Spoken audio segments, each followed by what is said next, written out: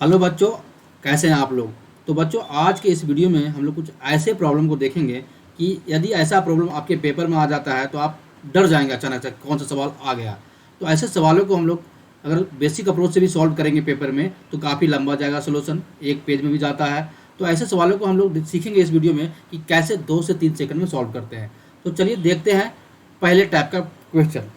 बच्चों, अक्सर आपके एग्जाम में इस तरह का सवाल देखने को मिलता है कि √5 by √3 plus √2 minus 3√3 by √5 plus √2 plus 2√2 by √5 plus √3।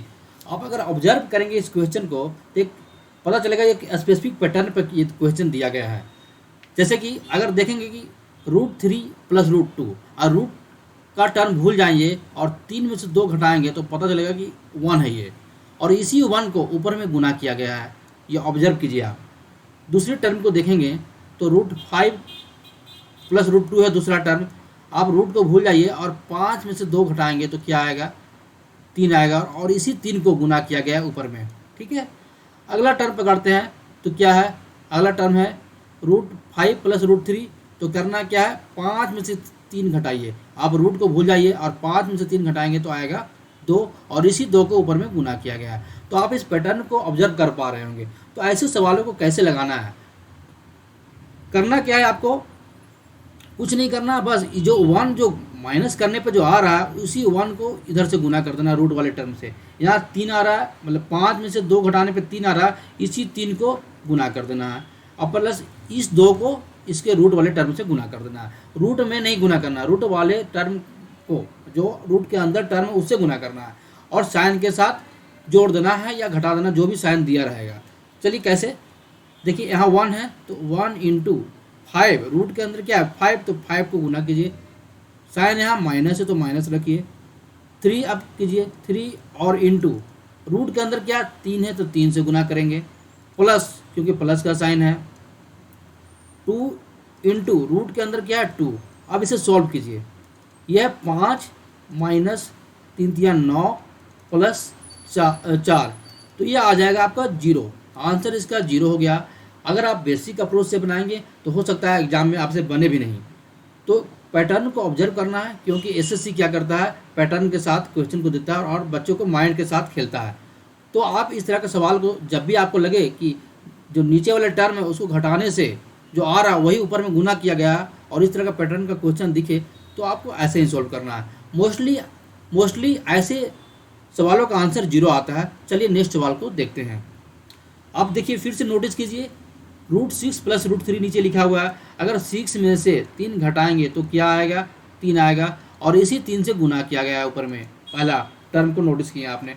दूसरा टर्म क्या है, √3 प्लस √1। फिर से अगर 3 में से 1 घटाएंगे तो ये 2 आता है और इसी 2 से ऊपर में गुना किया गया है।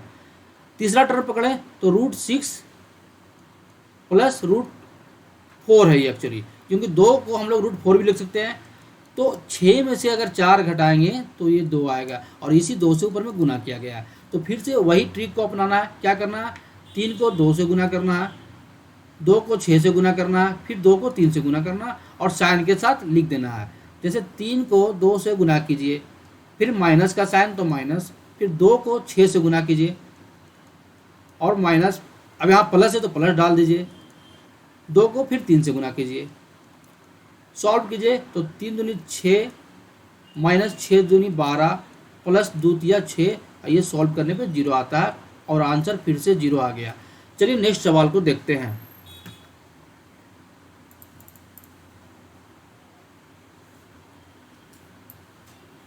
अगला सवाल क्या है, आप देखेंगे कि अंतर जो है नीचे वाले टर्म का अंतर फिर से देखेंगे तो √6 है नीचे वाले टर्म, √6 प्लस √3 है, तो 6 में से 3 घटाएंगे तो क्या आएगा, 3 आएगा और 3 से गुना किया गया है ऊपर में। ऑब्जर्वेशन को आप नोटिस कर पा रहे होंगे। दूसरा टर्म पकड़ें, दूसरा टर्म क्या है, √6 प्लस √2। फिर से आप क्या कीजिए, 6 में से 2 घटाइए, 4 आ गया, इसी 4 को ऊपर में गुना किया गया है।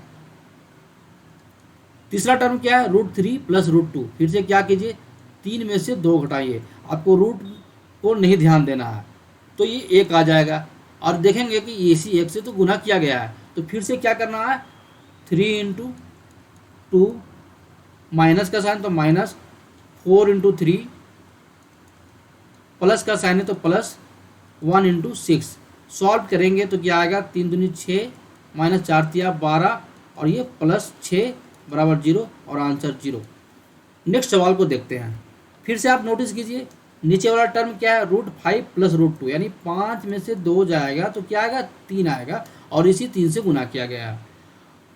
अगला टर्म क्या है, √7 + √2, अगर 7 में से 2 घटाएंगे तो क्या आएगा, 5 आएगा और इसी 5 से गुना किया गया है। फिर अगला टर्म क्या है, √7 + √5 है, तो 7 में से 5 घटाएंगे तो 2 आएगा और इसी 2 से ऊपर में गुना किया गया। तो बिल्कुल इसी पैटर्न को फॉलो कर रहा है क्वेश्चन, और एसएससी में ऐसे क्वेश्चन बहुत पूछे जाते हैं। तो करना क्या है, फिर से 3 × 7 करना है, माइनस का साइन तो माइनस 5 × 5 करना है, क्योंकि 5 है और रूट के अंदर भी 5 है। प्लस का साइन फिर देंगे 2 × रूट के अंदर 2 है तो 2 से गुना कर देना है। अब सोल्व कर दीजिए, 7 × 21 माइनस का साइन 5 × 5 = 25 और प्लस 2 × 2 4। सोल्व करेंगे तो फिर से 0 आएगा। तो मैंने क्या कहा कि ऐसे क्वेश्चन का आंसर मोस्टली 0 आता है। चलिए नेक्स्ट टाइप के क्वेश्चन को देखते हैं।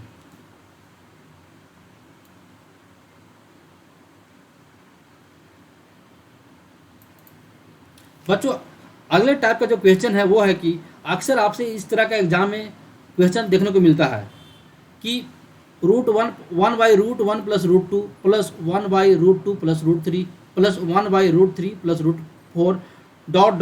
1/√99 + √100, इस तरह का सवाल पूछा जाता है। तो करना क्या है जोड़ने के लिए, अगर माना कि ऊपर का जो टर्म है ए है, इसको मानते हैं ए, अभी तो दिया है 1, उसको ए मानते हैं, तो क्या करना है, ए × जो रूट में लास्ट का टर्म बड़ा वाला है उसको लिख देना है, माना कि x रहेगा, फिर माइनस करना है जो रूट में पहला टर्म रहेगा। तो अभी रूट में पहला टर्म क्या है, 1 है, तो लेकिन माना कि y है और यही आपका आंसर होगा। इस तरह का सवाल को बनाने के लिए ऐसे ही फार्मूला का यूज करना है। तो चलिए इस सवाल को सॉल्व करते हैं। अब एक क्या हो गया, यहाँ पे 1 हो गया, ऊपर में 1 है तो 1 हो गया, इंटू x का मान क्या होगा, x का मान होगा 100 √100, तो हमेशा रूट में लिखना है। तो यहाँ x का मान क्या है, √100 माइनस y का मान क्या हो जाएगा, पहला टर्म देखिए तो क्या है, √1, तो √1 लिख दीजिए। फिर 1 × √100 कितना, 10 और -1 बराबर 9, ये क्या हो गया, आंसर 9 हो गया और सीधे आंसर को टिक कीजिए। चलिए इसी कंसेप्ट पे दूसरा सवाल को देखते हैं। इस सवाल में ए क्या है बच्चों, ए है, यहाँ पे ए 5 है, ठीक है, और पहला टर्म क्या है, आप देखेंगे तो छोटा वाला टर्म √1 है, ठीक है, और लास्ट टर्म क्या है, बड़ा वाला 121 का स्क्वायर रूट है। तो फिर से फार्मूला लगाना है, ए × last term minus first term.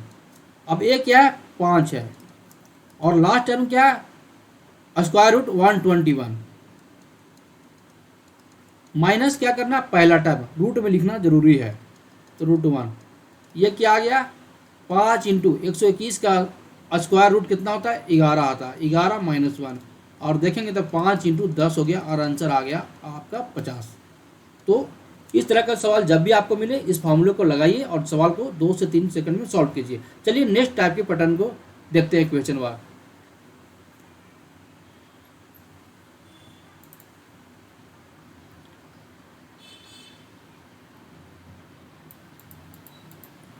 अगले टाइप का जो क्वेश्चन है दोस्तों वो क्या है कि अक्सर आपके एग्जाम में इस तरह का सवाल भी देखने को मिलता है कि 2 + 6/√3 प्लस 1/2 + √3 प्लस 1/√3 - 2। तो बच्चों पहले हम इस सवाल को बेसिक मेथड से सॉल्व करते हैं और उसके बाद हम ट्रिक पे आएंगे और उसी ऑब्जर्वेशन को यूज करना सिखाएंगे आपको। तो चलिए पहले हम क्या करते हैं, लास्ट का 2 टर्म को पकड़ते हैं। अब देखिएगा तो लास्ट का 2 टर्म क्या है, 1/2 + √3 प्लस 1/√3 - 2। आप ऑब्जर्व कीजिएगा तो क्या किया गया, 1/√3 - 2 को हम क्या लिख सकते हैं, सिंपली √3 - 2 को क्या लिख सकते हैं, √3 - 2 को लिख सकते हैं -2, माइनस बाहर निकाल दीजिए और ब्रैकेट में लिखिए 2 - √3, ऐसे भी लिख सकते हैं। तो कहने का मतलब है कि 1/2 plus root three plus 1/-2 minus root three, ऐसे भी लिख सकते हैं इसको। और ये माइनस ऊपर जाएगा तो ये आ जाएगा 1/2 plus root three minus 1/2 minus root three. ठीक है, अगर आप इसे सॉल्व करेंगे तो एलसीएम लीजिए, तो एलसीएम लीजिएगा तो 2 plus root three into 2 minus root three होगा ये, और ये आ जाएगा 2 minus root three minus 2 plus root three. आप इसे सॉल्व करेंगे तो आप ऑब्जर्व कीजिए, तो ये क्या ए और ये है बी, तो ए प्लस बी इंटू ए माइनस बी हो गया। इसे अगर फिर से हम सिंप्लीफाई करेंगे तो क्या आएगा, 2 minus root three minus 2 minus root three Y, ये हो जाएगा A square minus B square. A square कितना हो जाएगा, 2 का स्क्वायर यानी 4, और माइनस बी स्क्वायर क्या होगा, रूट थ्री का स्क्वायर यानी 3, तो ये आ जाएगा 4 माइनस 3। अगर आप देखेंगे तो ये 2 से 2 कैंसिल हो गया, ये माइनस 2√3/1 आ गया। ठीक है, यानी कि 2√3 माइनस 2√3 आ गया। अब बच्चों देखिए, लास्ट का दो टर्म को सॉल्व करने के बाद हमने क्या लाया, माइनस 2√3। आप ऑब्जर्व करेंगे तो 6/√3 को क्या लिख सकते हैं हम लोग, इसको लिख सकते हैं 3 इंटू 2/√3। ठीक है, और ये √3 ऊपर में कट जाएगा, ये फिर से आ गया 2√3। तो आप देख पा रहे होंगे कि ये वाला टर्म 6/√3 वाला टर्म लास्ट के दो टर्म से मिलके कट जा रहा है और जीरो हो जा रहा है। करने का मतलब है कि 2 प्लस, आप देखिए 6/√3 को क्या लिखे, 2√3 हम ले आए यहाँ पे, 6/√3 को 2√3 ले आए हैं, तो यहाँ पर 6/√3 को लिखिए 2√3, और बाकी का लास्ट का दो टर्म को जोड़ कर क्या लाए, माइनस 2√3, और आप देख पाएंगे ये कट जाता है और आंसर हो गया 2। आपको एग्जाम में इतना नहीं करना है, आप ऐसे करेंगे तो आपका सारा समय बर्बाद हो जाएगा। आपको एग्जाम में बिल्कुल ऐसे नहीं करना है, आपको बस क्वेश्चन को पैटर्न को देखना है। क्वेश्चन को पैटर्न को क्या देखना है कि देखिए, ये है 2 प्लस √3, यहाँ देखिएगा तो √3 माइनस 2, ये इसका मतलब कि माइनस छिपा हुआ है। अगर माइनस ऊपर लाएंगे तो ये 2 माइनस √3 हो जाएगा। जब भी इस तरह का सवाल देखें तो एसएससी इस पैटर्न पे ही सवाल देता है, अगर इस पैटर्न पे सवाल नहीं देगा तो सवाल ही गलत हो जाएगा। तो ये एसएससी देता है कि कटे, तो देखेंगे तो ये लास्ट का दो टर्म है, ये तीसरे टर्म से कट जाता है और आंसर ये वाला हो जाता है। इस तरह का सवाल जब भी मिले आपको तो आप कुछ नहीं करना, ऐसे नहीं बनाना है, पहला जो टर्म होगा वही आंसर आ जाएगा। 2 है तो 2, ठीक है, तो आंसर हो गया 2। चलिए नेक्स्ट सवाल को देखते हैं।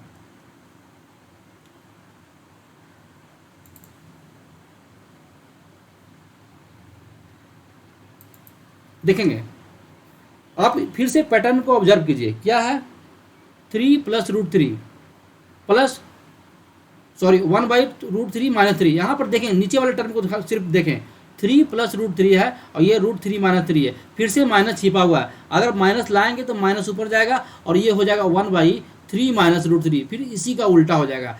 तो अगर आप इस दोनों को टर्म को सॉल्व करेंगे तो ये जरूर से जरूर माइनस 1/√3 आएगा। आपको एग्जाम में तो टाइम बर्बाद नहीं करना है। ये जब माइनस 1/√3 आएगा या 1/√3 कट जाएगा, आंसर हो जाएगा 3, और सीधे आपको आंसर को देखते ही मतलब टिक कर देना है। क्वेश्चन देखिए और टिक कर दीजिए, पैटर्न को ऑब्जर्व कीजिए और आंसर लगाइए। आपको सॉल्व करने की जरूरत नहीं है। अगर आपको विश्वास नहीं है तो आप सॉल्व भी करके देखिएगा इसको। अगले सवाल को देखते हैं। आप इस सवाल को देखिए, फिर से लास्ट दो टर्म को ऑब्जर्व कीजिए। क्या है, 5 प्लस √5 है नीचे वाला टर्म, यहाँ है √5 माइनस 5। अब देखिए √5 माइनस 5 को फिर से आप लिखिए -5 माइनस √5। अब देखिए ये माइनस ऊपर जाएगा तो ये हो जाएगा 1/5 माइनस √5, फिर से इसी का जस्ट माइनस साइन वाला टर्म लिखा है। तो अब फिर से अगर आप सोल्व करेंगे तो ये जो दोनों टर्म जो है लास्ट का सोल्व करने पे -1/√20 आएगा ही आएगा, और ये क्या होगा, प्लस जो 1/√20 है उसे कट जाएगा और आंसर आ जाएगा आपका 5। तो इस तरह के सवाल को आप देखते ही लगाएंगे, ठीक है ना। आपको ऑप्शन भी मतलब देख के पता चल जाएगा कि इसका ऑप्शन आंसर क्या होगा। आपके बिल्कुल नहीं जाना है मतलब सोल्यूशन पे जाएंगे आप अपना समय बर्बाद कर देंगे। उसी तरह से अगर आप देखेंगे इस तरह का 6 के लिए आएगा, तो अगर देखेंगे तो यहाँ पर क्या है, 6 प्लस √6 है नीचे में टर्म, यहाँ देखेंगे तो √6 माइनस 6 है। अगर आप इस तरह के सवाल को फिर से माइनस कर दे कॉमन, तो ये हो जाएगा 6 माइनस √6। आप देखेंगे तो 6 प्लस √6 का जस्ट यहाँ पर -6 -√6 है और उसी पैटर्न को फॉलो कर रहा है। अगर दोनों टर्म को सॉल्व करेंगे तो पक्का ये 2/5√6 आएगा ही आएगा, और ये क्या हो जाएगा +2/5√6 से कट जाएगा और आंसर आपका 6 आ जाएगा। तो ऐसे सवालों को सिर्फ आपकी क्या करना है, पैटर्न को ऑब्जर्व करना है, लगाना नहीं है। अगर आप एग्जाम में सॉल्व करने लगेंगे तो आप पूरा एग्जाम को ख़राब कर देंगे, पेपर बहुत लंबा चला जाएगा, आपका एग्जाम बहुत मतलब एग्जाम थोड़ा ख़राब भी हो जाएगा। तो ऐसे सवालों को आप बिल्कुल ना टाइम दें, सीधा आंसर देखें और टिक कर दें, क्योंकि आपको सिर्फ क्या करना है, ऑब्जर्व करना है क्वेश्चन को, पैटर्न को। तो आपको ऐसे सवालों को कैसे सोल्व करना है, आपने देखा कि 2 से 3 सेकंड में कैसे सोल्व हो रहा है। तो अगर वीडियो अच्छा लगे तो वीडियो को लाइक कीजिए, शेयर कीजिए और हमारे चैनल को सब्सक्राइब कीजिए, ताकि ऐसे ही इंटरेस्टिंग ट्रिक्स आपको समय समय पे मिलते रहे। चलिए मिलते हैं नेक्स्ट वीडियो में, तब तक के लिए धन्यवाद, थैंक यू।